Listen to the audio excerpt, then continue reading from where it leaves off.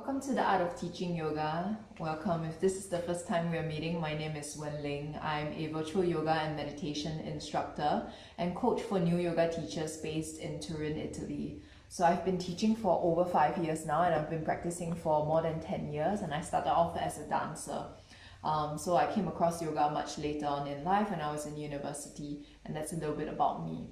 On today's episode, it will be focused on pranayama. So if you're tuning in and you have any questions about anything that I will be mentioning, please feel free to leave them in the comment box. It would be great to know if you have any questions, if you have any personal experiences as well working with your students or your clients, right? Let me know. So this is really more of a dialogue, and I hope that I will be able to help elucidate any areas that might be doubtful or not so sure or not so clear for you when teaching pranayama. From some of the previous episodes, a few of you mentioned you had some questions with regards to how to sequence pranayama. Firstly, when to teach pranayama, should it be at the beginning of the class, in the middle of the class, or at the end of the class? What kinds of pranayama you should be teaching, right? Give me a moment. And then also, more importantly, what about the contraindications, right? Many of the different pranayama techniques have contraindications, and some of you may be cautious or a little bit concerned about the different contraindications and how you might begin to teach them when you have certain students who might be at risk. So we'll be addressing these one by one slowly in today's episode. Let's see what we can finish, and then please let me know in the meanwhile while I'm speaking if I'm going too fast, if I didn't manage to cover whatever it is I wanted to share with you, or if there's some other questions that you still have.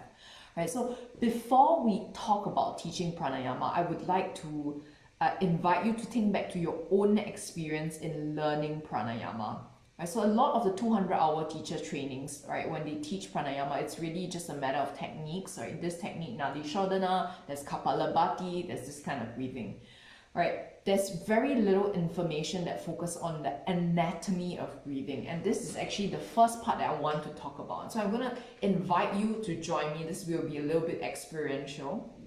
Alright, so there's one breath technique that's usually taught during your 200-hour teacher training. You might be familiar with this. This is called 3-part breath or belly breathing. And this is what is usually yoga teachers would be taught to teach their students, that, you know, belly breathing is good and shoulder or chest breathing is bad.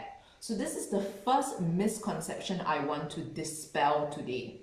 Right? Any breathing is diaphragmatic breathing because your diaphragm is engaged in every single inhale and exhale that you are using, whether or not your belly actually pushes against your palm, whether your belly is visibly moving. So let's talk a little bit about the anatomy of breathing. So there are two parts of your body, and I'm going to stand up so you can see. The part that's underneath your collarbone, but close to where your breast is, this is your thoracic cavity. And here, inside this area, if you're female, you have your breast, right? Underneath your breast, you have your lungs, and even deeper is your heart. So in this area, along with your diaphragm, right, which is actually doming up like this, imagine a curve. So it's kind of like this, right?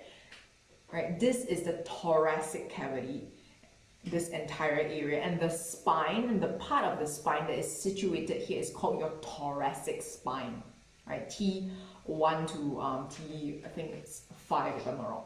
And then there's the other part of the other area, which is further down, right, underneath here, which is your belly, right? This area is called your digestive cavity, and your stomach is situated here.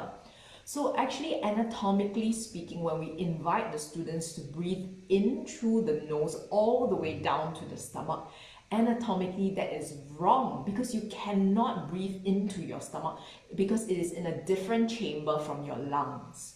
What happens when you breathe is when you inhale, the lungs and your thoracic cavity expands, right? Because there's so much breath inside, your diaphragm, which forms, it's like this, right? It presses down, this is a dome, it presses downwards and flattens, right? And pushes against your digestive organs, which are your stomach, your small intestine, so on and so forth, causing your stomach to bulge out. So this is the actual anatomy.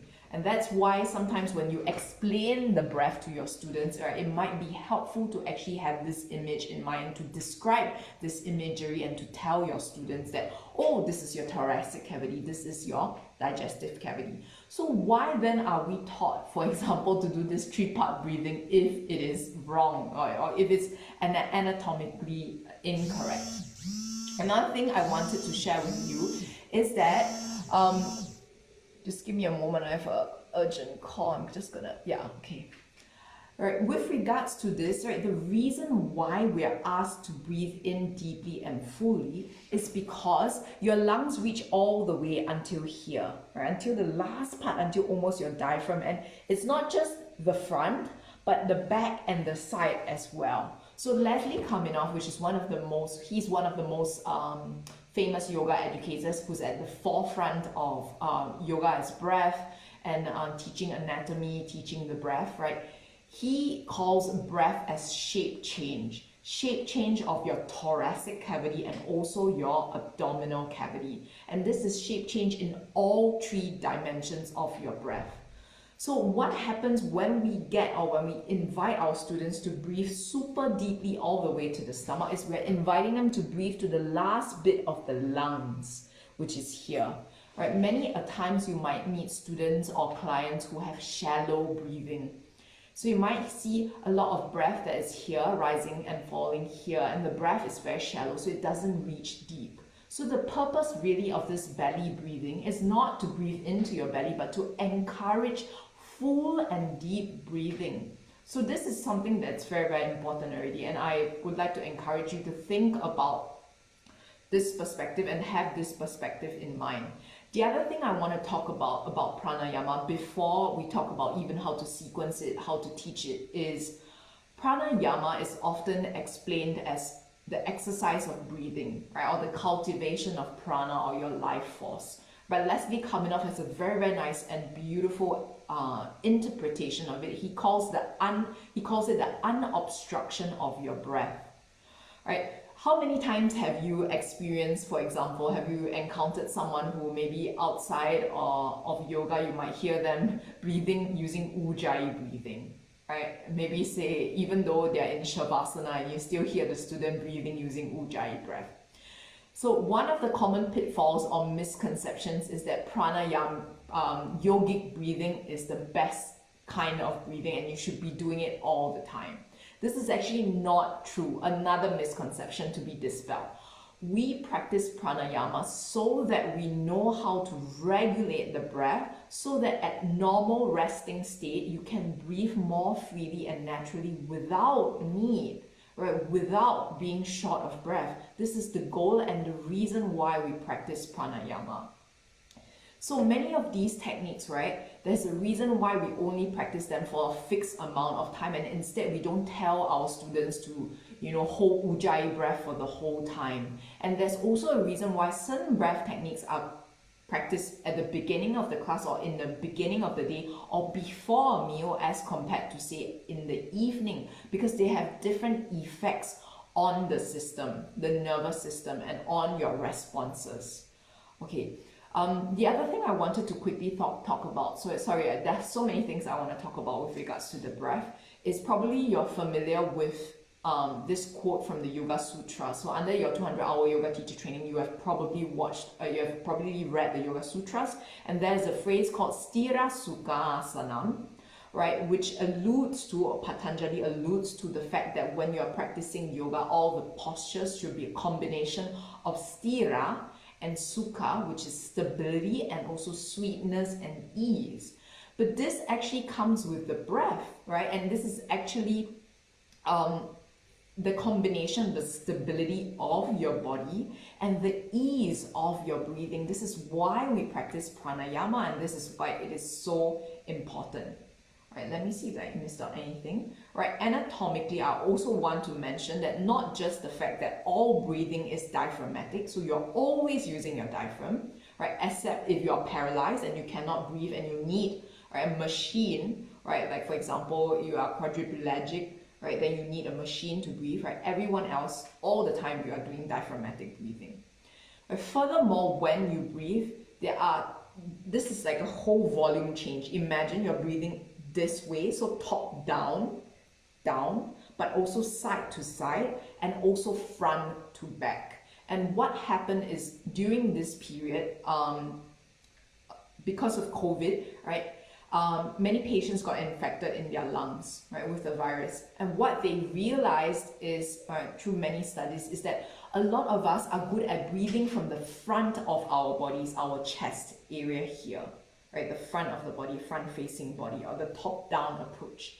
And we forget to breathe from the back of the lungs because we are less aware of the back body. So your lungs actually stretch all the way towards the back of your thoracic cavity as well, right? And they actually, so you can use your fingers now to palpate where your collarbones are, right? These two collarbones, and just follow them all the way until the center, and there's a small gap between them. So this lowest point, right behind where they are, is actually where your lungs reach. Can you imagine? It's such a huge organ, your lungs, right? So this is the front of your lungs, your lobes. Furthermore, another point I want to mention is that your lungs are not symmetrical. So your left lung is smaller than your right lung because of your heart, right? So there are already all these intrinsic small intricacies that I think would be important for us as yoga educators, and it might be interesting for you to share with your students when you teach them the breath, when you teach them how to move as well, to honor, for example, asymmetry in the body, because already as humans we have asymmetry, all of us do. And then your lungs, so going back to the point about the breath, what we found out is that patients with COVID, right, they are a reflection of humans in general, all of us in general, we are not so good at breathing in the back of the lungs. So what they did with infected COVID patients is very often they got them to flip and lie on their bellies so they could feel and breathe more freely from the back of their lungs, which had more infection than the front of their lungs. So this is another thing I want to invite you to think about when you're teaching pranayama to your students, to your clients. How can you get them? How can you create a visual imagery, all right, or a more accurate representation of what breath is actually like for them to fully experience unobstructed breath?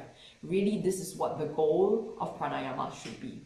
Okay, now let's dive into a little bit about the sequencing, and then we can talk about the different types of pranayama. I'm going to have a quick look to see if anyone has any questions about this. Okay, give me a moment. All right, so it seems like no one has any questions, but if you do, keep them coming, right, and I will answer them as they come. So now we're going to talk a little bit about teaching pranayama. Right, in the 8 limbs of yoga, according to Patanjali's Yoga Sutras, pranayama actually comes after asana. So the first two were the yamas and the niyamas, and then we have asana, and then we have pranayama. This is because asana was actually practiced to prepare the body so that then you can move deeper in towards the energetic body or the energetic sheath. And within yoga, there's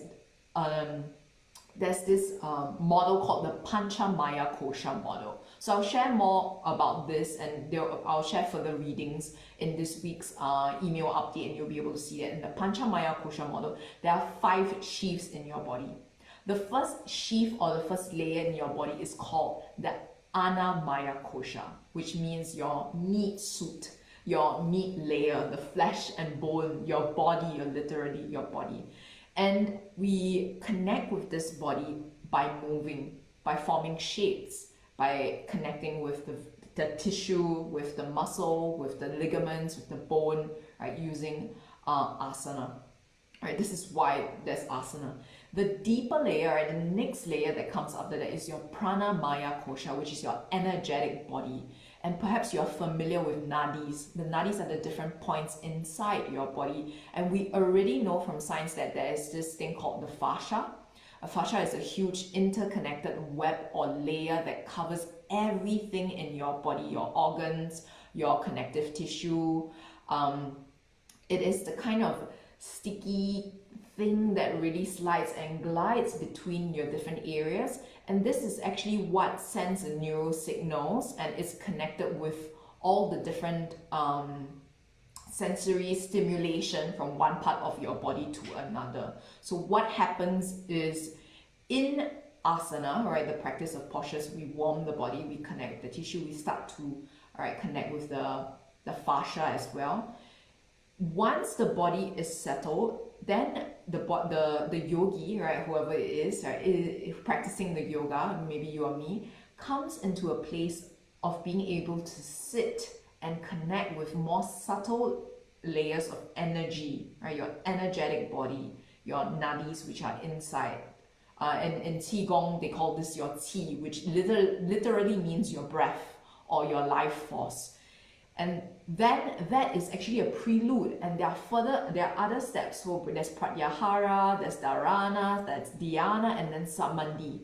So all these are actually precursors to meditate, so that the yogi or whoever is practicing this yoga can reach the path of realization. And this is actually the goal of pranayama.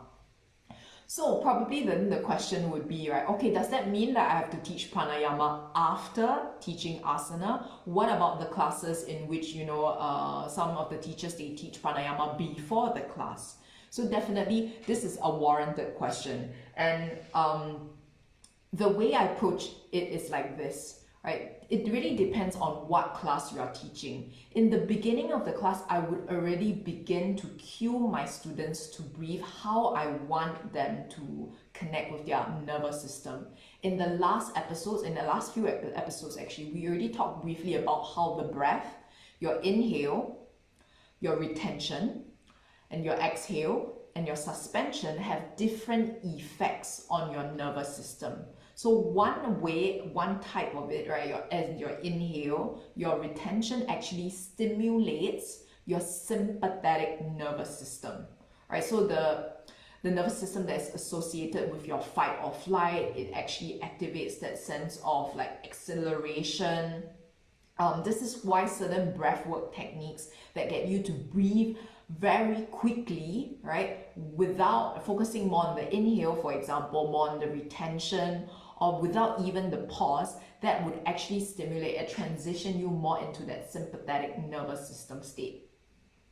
On the other hand, some other ways of cueing the breath, when you focus more on the exhale, right, what happens is then you are transitioning more towards a rest and digest. Right, this is associated with your parasympathetic nervous system. So I made a mistake in one of the earlier episodes, right? Just remember, if you can't remember sympathetic versus parasympathetic, remember rest and digest and fight and flight. These are the most straightforward. And one is more upregulated, so you're in a state that you're ready to respond to any aggressions, any situations, right? You want to wake up in the morning, for example, and you're feeling lethargic, then you should do something that's more stimulating, a little bit faster, focusing more on the inhale, more on the retention, right? If you want to soothe the nervous system, let's say you have a client, someone who's already very stressed at work, suffers from anxiety, is really looking to calm down and return to a state of rest and digest, of relaxation, then, right, you should be cueing your students, your client, to focus more on the exhale, to focus more on soothing, focus more on the pause after the exhale. And also in the last episode, we looked at finding the balance between the two, because it's never a fact of either or. It's a huge spectrum, right? And we are always trying to find what is balance. So you could use certain techniques that are more balanced. For example, Nadi Shodhana is one such technique that looks at balancing the left and the right channels of the different nadis in your body, or the energetic channels in your body, the Shushumna and the the Ida and the Pingala channels inside your body, as well as your central channel, your Shushumna Nadi, right? So that is a general overview, and I want to talk a little bit just about the science behind it when you breathe. Okay, so I have some notes written here, and there are a lot of misconceptions about the breath, so I want to dispel these misconceptions first. Right, what happens when you breathe?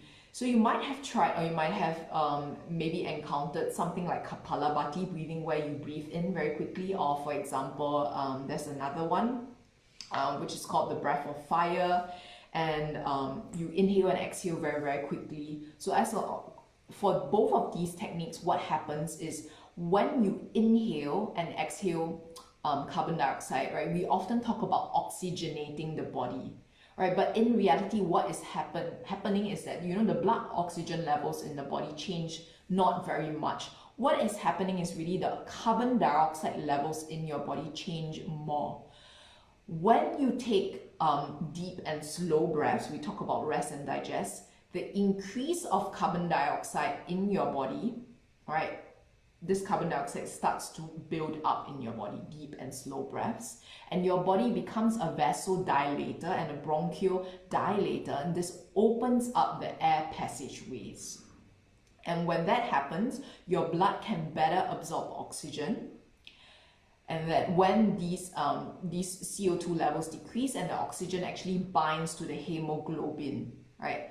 So this is actually more soothing for you when you breathe slowly, right? On the flip side, right, what actually happens when you breathe quickly, right? This fast, rapid breathing, it upregulates your nervous system, right? And things like breath of fire, things like, if you've heard of the Wim Hof breathing technique or other breathwork techniques, they call this shamanic breathing, or there are many different names for that. Some of them called rebirthing breathing techniques, right? These upregulate, right, or energize the body because it actually deprives the brain of oxygen by increasing, right, the pace of the breath, by increasing by increasing the pace of the breath or reducing the gaps between the breath. Right, so this is great, for example, if you want to work with a client who is very lethargic and they want to get more energy inside your body. Right, if we use or follow the model of the dosha model, if your client is more kapha, so a little bit more slow moving, feeling more grounded, but they want to get more energized, they want to get more stimulated within their practice, then this would be a suitable technique to use breath of fire, to use skull shining breath, for example. Any of these techniques might be great. This upregulating breath could work. So let me repeat this again. In fast breathing, what happens is your body throws off the carbon dioxide faster than it can reproduce the carbon dioxide. So when you inhale and exhale, there's always carbon dioxide taking in, but you also produce carbon dioxide coming out. So low amounts of carbon dioxide in your body causes your veins and your nasal passages to constrict, right? So it may not be suitable for certain people. Why? There are some people who, for example, would suffer from an asthma attack. There are some people who already, for example, those with high blood pressure, right? We know that this is a common contraindication, and for Kapalabhati, for breath of fire as well, right? So this is why certain breath techniques are associated with certain contraindications, because of the physiological effects of this rapid breathing, of this change in your body. Furthermore, it doesn't just cause the nasal passages to constrict. Fast breathing is actually also changing the pH, right, of your blood. So the pH is associated with whether your blood is acidic, neutral, or alkaline. Right, so there are certain things like, for example, an orange, the juice is actually acidic, and then there are certain things like, for example, soap is alkaline. Right, what happens is when you breathe very quickly, your blood pH becomes more alkaline. And then when your blood becomes more alkaline, you might feel this sensation of what they call in breathwork, this high, or even this sense of hyperventilation, like almost like you're going to faint or pass out. This is why this is very dangerous to teach Kapalabhati to people who, for example, have a history of maybe anxiety, certain kinds of mental disorder that are not so suitable to be triggered or to reduce the amount of blood, oxygen flow to their brain, right? So many people spend their time already in this sympathetic nervous system state, this like fight or flight, like, oh, I have to respond very quickly, someone is triggering me, I have to respond immediately. And therefore, actually, most of the time, we don't really need to upregulate their nervous system very much. This is why most of the time Kapalabhati breathing or any of these other more energetic ways of breathing are encouraged to be done in the morning. And if you want to teach this in your class, be sure to, of course, explain already the contraindications. Consider within your student population whether there are people who might be contraindicated, or they might be contraindicated and might not know. So think about the risk benefit. Is it worth it teaching your students?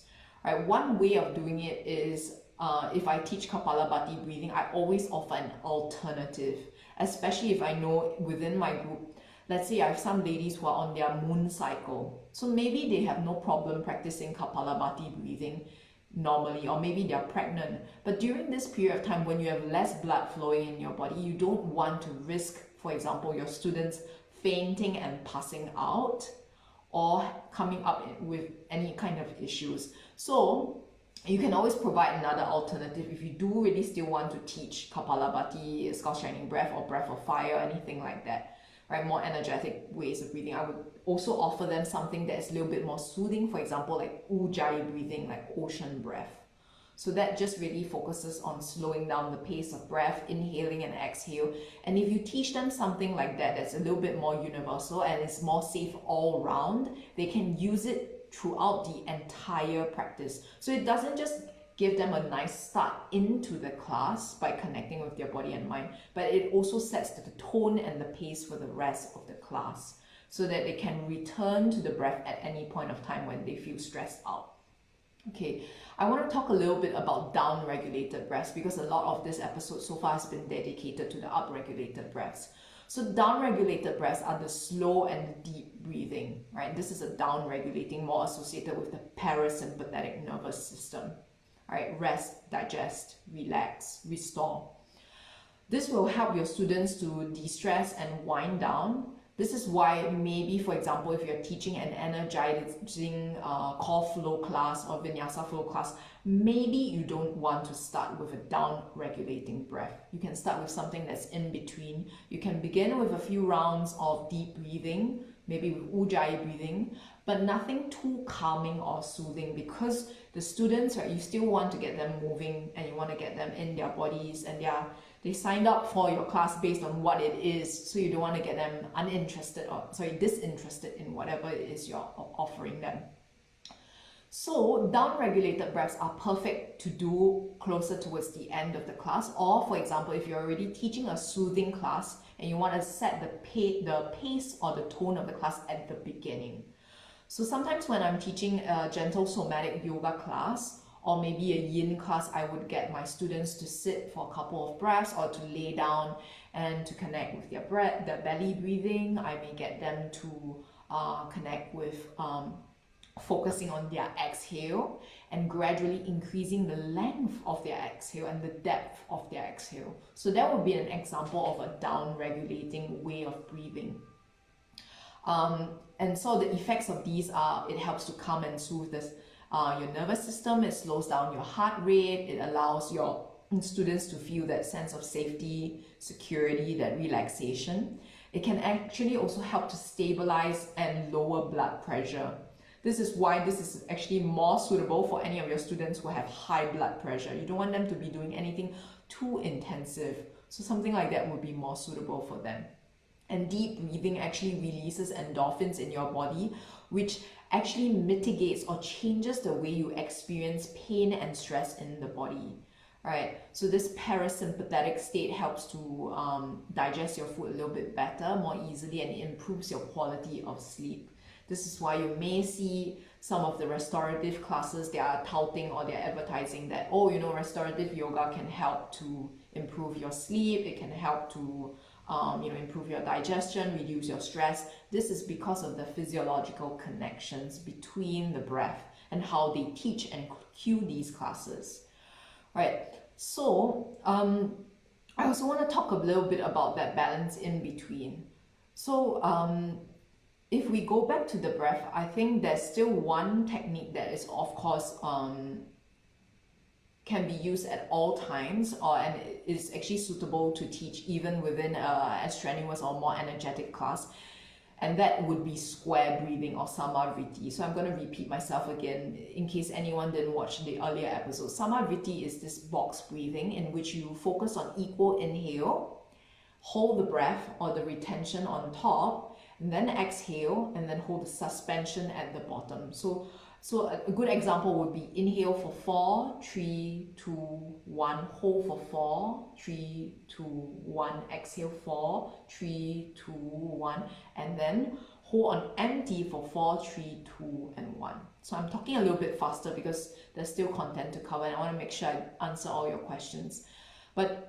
So this technique is a great one to regulate your nervous system throughout, and you can use that always, and you can, if you would like, before Shavasana, or even, for example, if after Shavasana you do teach meditation at the end of your class, you can schedule that in so that you cue your students into this breathing and it takes them very nicely to transition in towards meditation.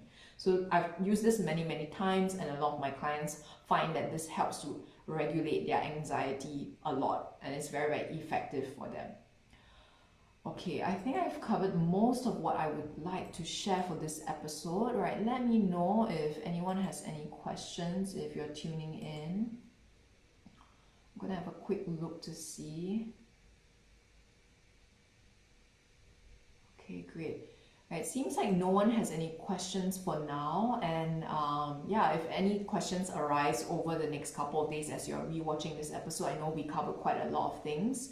All right, just feel free to drop a comment, or you can leave me a private message. I'll be very happy to have a separate chat on this, on even a further episode. So I know that I didn't manage to cover all of this in full detail, but I think understanding the anatomy and the correct physiology behind the breath is very important, so that gives you a framework on how you can begin to teach pranayama. All right, and if we go back to samavriti, right, so samavriti is a very good precursor, or very often nadi shodhana in this case, to meditation. And this is why pranayama can be taught both before asana, during as you cue, and also after. So it depends, right? There are many different ways and approaches of doing it. I've given a couple of different examples. If you have any further questions, please feel free to let me know. I would be glad to answer them. And I hope today's episode has been useful for you, and I hope this will help you be able to teach pranayama from a place of true knowledge. Right, so stay tuned this week for this week's recap, and I'll be sending you the further reading and resources, a couple of different articles, and also a great paper from Leslie Kaminoff that every yoga instructor should really read. And I have a quick announcement as well. I'm very excited to share with you that we have our next expert yoga teacher lined up. This expert interview will be done with Dr. Eleanor Criswell Hanna. She's the founder of the Novato Institute, and she's the one who has been pioneering the work of Hana somatic movement exercises and also somatic yoga. She's both a psychologist, an esteemed yoga therapist. She used to serve on the board of the International Association of Yoga Therapists. Right, so I'll be having a conversation with her later this evening, so stay tuned. All right, for the upcoming episode, I will let you know in the group when that airs. So yeah, thank you for tuning in, and I hope you have a great week ahead. Take care, see you soon.